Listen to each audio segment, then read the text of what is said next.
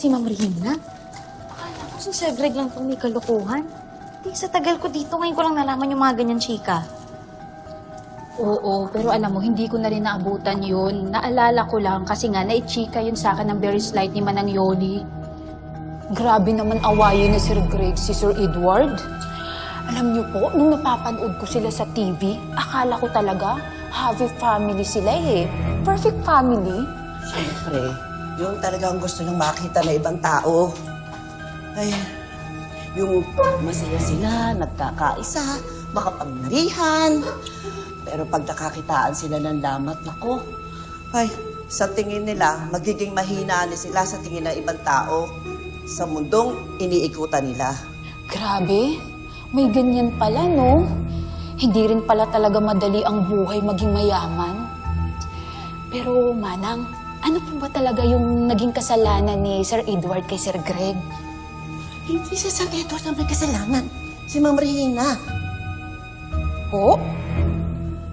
Ang tingin kasi ni Sir, anak ni Ma'am Regina si Sir Edward sa ibang lalaki. Ibig kong sabihin, may kalaguyo si Ma'am Regina? Sabi ko na nga, Be, kaya hindi pwedeng basta ganun lang si Sir Greg kila Ma'am Rina tsaka kay Sir Edward eh.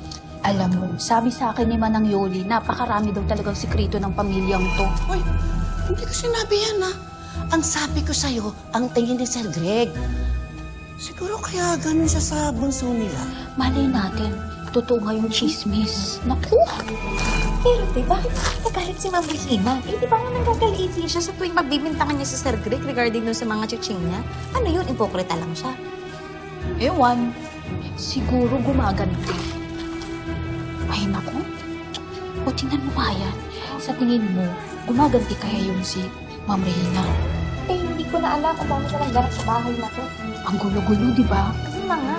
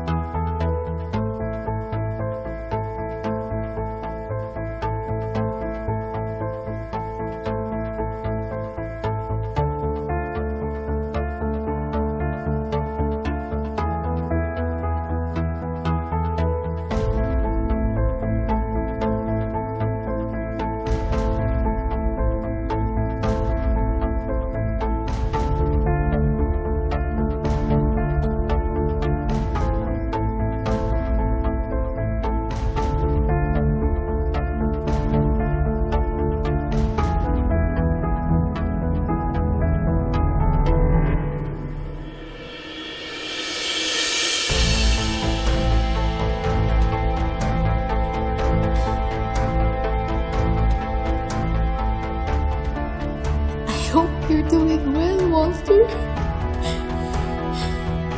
I'm so sorry sa naging kasalanan ko sa'yo.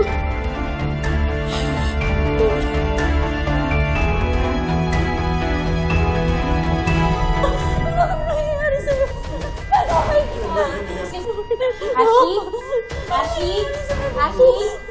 Patient is unresponsive, pa-check ng BP. Dito daw, AP16. 60 daw. Start norepinephrine drip. Dito!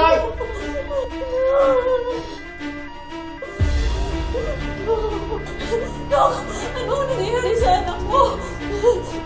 Ashley! Ashley, ano?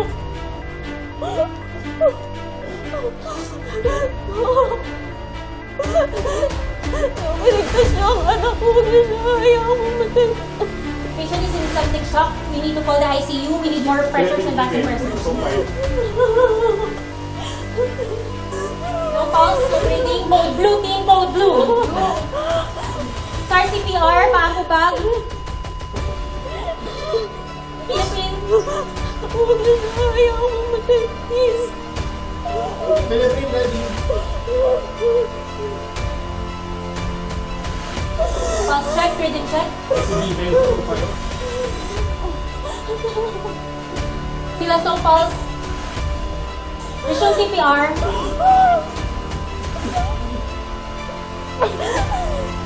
Huwag mo muna kami iwanak. Hindi ko alam gagawin ko kapag wala ka na. Ikaw lang meron ako, nak.